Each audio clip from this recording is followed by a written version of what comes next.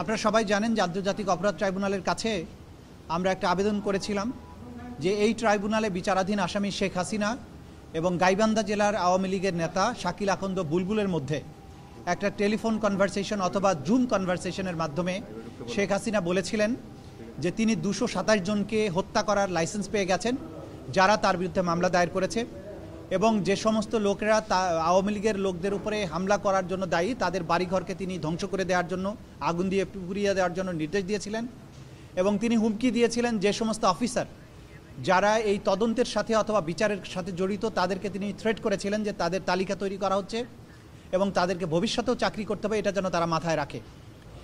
এই কনভারসেশনের মাধ্যমে তিনি আন্তর্জাতিক অপরাধ ট্রাইব্যুনাল সহ বাংলাদেশের বিভিন্ন আদালতে শেখ হাসিনার বিরুদ্ধে যে সমস্ত মামলা চলমান আছে সেই মামলার সাক্ষী বাদী এই মামলার তদন্তকারী কর্মকর্তা সহ মামলার সাথে সংশ্লিষ্ট বিভিন্ন লোককে তিনি হুমকি দিয়েছেন, থ্রেটেন করেছেন।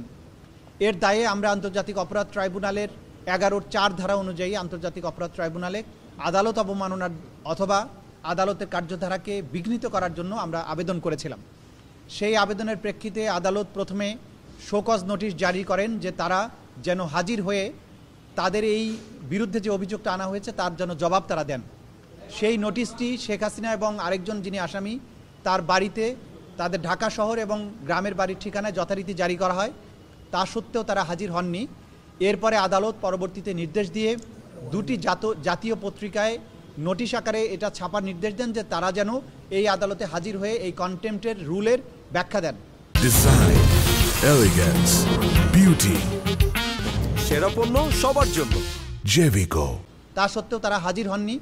এরপরে আদালত আসামিদেরকে ডিফেন্ড করার জন্য স্টেট ডিফেন্স লয়ার নিয়োগ করেন এবং এর বাইরেও অতিরিক্ত হিসাবে সুপ্রিম কোর্টের একজন সিনিয়র আইনজীবীকে এমিকাস কিউরি হিসাবে নিয়োগ দেন এবং আজকে এটার উপরে চূড়ান্ত শুনানি অনুষ্ঠিত হয়। আজকে আন্তর্জাতিক অপরাধ ট্রাইব্যুনালের প্রসিকিউশনের পক্ষ থেকে আমরা আর্গুমেন্ট করি এবং এর বাইরে এমিকাস কিউরি এবং স্টেট ডিফেন্স লয়ারও আর্গুমেন্ট করেন। আজকে আমরা সাবমিশনে যেটা বলেছিলাম যে শেখ হাসিনার যে তর্কিত যে কনভারসেশন সেটিকে আমরা পুলিশের ক্রিমিনাল ইনভেস্টিগেশন ডিপার্টমেন্ট অর্থাৎ সিআইডির মাধ্যমে পরীক্ষা নিরীক্ষা করিয়েছি। তারা পরীক্ষা করে রিপোর্ট দিয়েছেন যে এই কনভারসেশনের যে 2জন ব্যক্তির বক্তব্য আছে সেই কণ্ঠস্বর 2টি, একটি শেখ হাসিনার এবং একটি শাকিল আকন্দ বুলবুলের, এবং এই কনভারসেশনটি এআই জেনারেটেড নয়, অর্থাৎ প্রযুক্তির সাহায্যে তৈরি করা হয়নি, এটি জেনুইন একটি কনভারসেশন।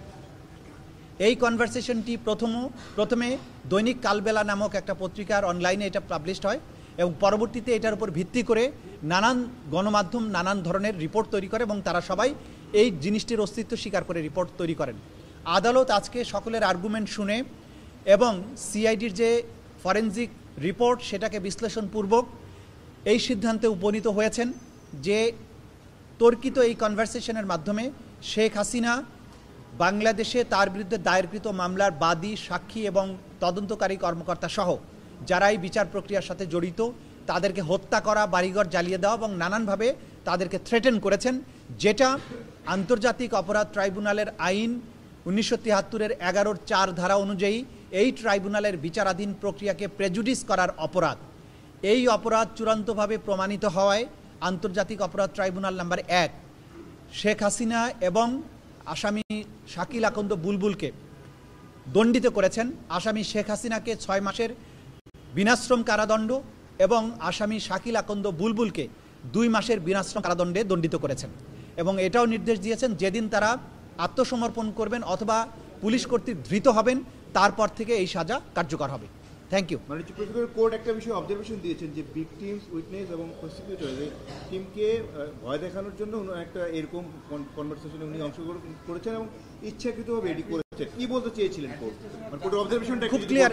অবজারভেশনটা ইতিমধ্যে আমি বলেছি যে কনভারসেশন হয়েছে সেই কনভারসেশনে তিনি তার বিরুদ্ধে দায়েরকৃত মামলার বাদী, সাক্ষী এবং তদন্তকারী কর্মকর্তা সহ বিচার প্রক্রিয়ার সাথে যারা জড়িত বা জড়িত হতে পারেন তাদের সবাইকে তিনি হত্যা, তাদের বাড়িঘর ধ্বংস করার হুমকি দিয়েছেন। এর ফলে আন্তর্জাতিক অপরাধ ট্রাইব্যুনালের তদন্ত সংস্থা মনে করে, তারা রিপোর্ট দিয়েছেন যে সাক্ষীরা সাক্ষী দিতে ভয় পাচ্ছেন এবং যারা আরও মামলা করার জন্য এখানে আসবেন, বাদী হবেন, তারাও মামলা করতে ভয় পাচ্ছেন, যেটা এই ট্রাইব্যুনালের বিচার প্রক্রিয়াকে বাধাগ্রস্ত করার শামিল। এটাই আদালত আমাদের যে সাক্ষ্য প্রমাণ ছিল, যে দলিলাদি ছিল, সেটাকে সঠিক পেয়েছেন মর্মে আদালত ফাইন্ডিং দিয়েছেন। Thank you. অ্যামিকাস কিউরি যে অপরাধটা সংগঠিত হয়েছে সেটাকে তিনি বলেছেন যে এটা অ্যাডমিনিস্ট্রেশন অফ জাস্টিসের প্রক্রিয়াকে বাধাগ্রস্ত করার শামিল, সুতরাং এটা কন্টেম্প্ট হয়েছে মর্মে তিনি পজিটিভ মতামত দিয়েছেন আদালতের কাছে।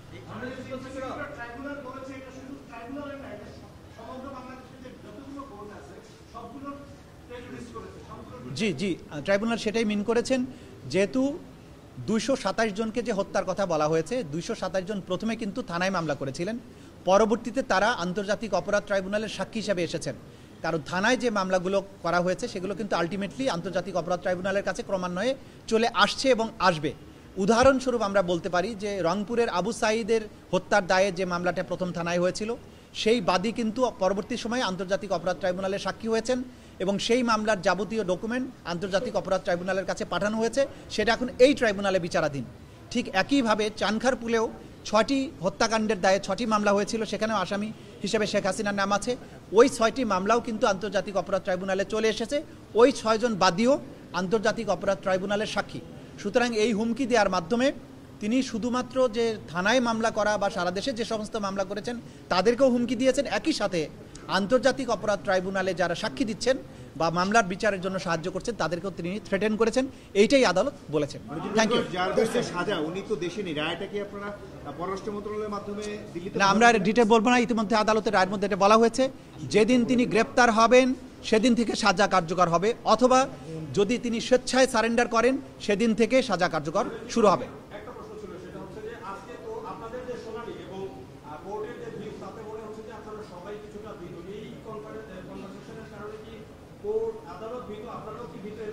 না, আমরা আমাদেরকে ভয় দেখানো হয়েছে, সেটা obstruction of the course of justice, কিন্তু আমরা ভীত নই, আমরা কোনো কিছুকেই ভয় করছি না, আইন অনুযায়ী আমরা কাজ করব, সুতরাং ভীত হবার কোনো কারণ নেই। আমরা কনসার্ন সাক্ষীদের নিয়ে, আমাদের এই মামলা প্রমাণ করার জন্য সবচেয়ে গুরুত্বপূর্ণ হচ্ছে মামলা সাক্ষী।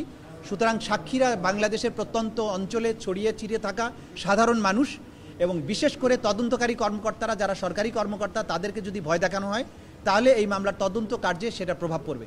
সেই কারণে এই কন্টেম্প প্রসিডিংসটা আনয়ন করা হয়েছিল।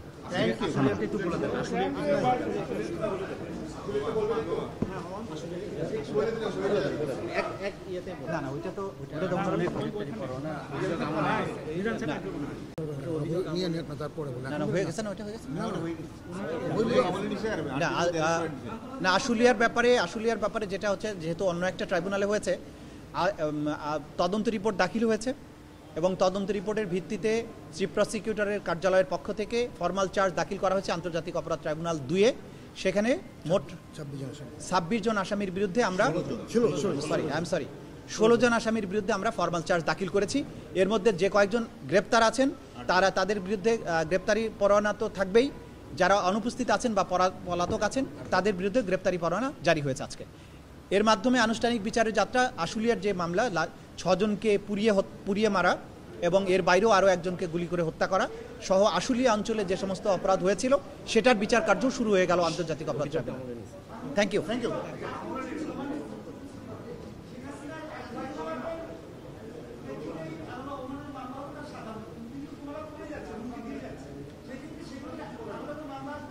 আমরা সেগুলো সব পরীক্ষা নিরীক্ষা করে দেখব, প্রয়োজন হলে পরবর্তী পদক্ষেপ গ্রহণ করা হবে।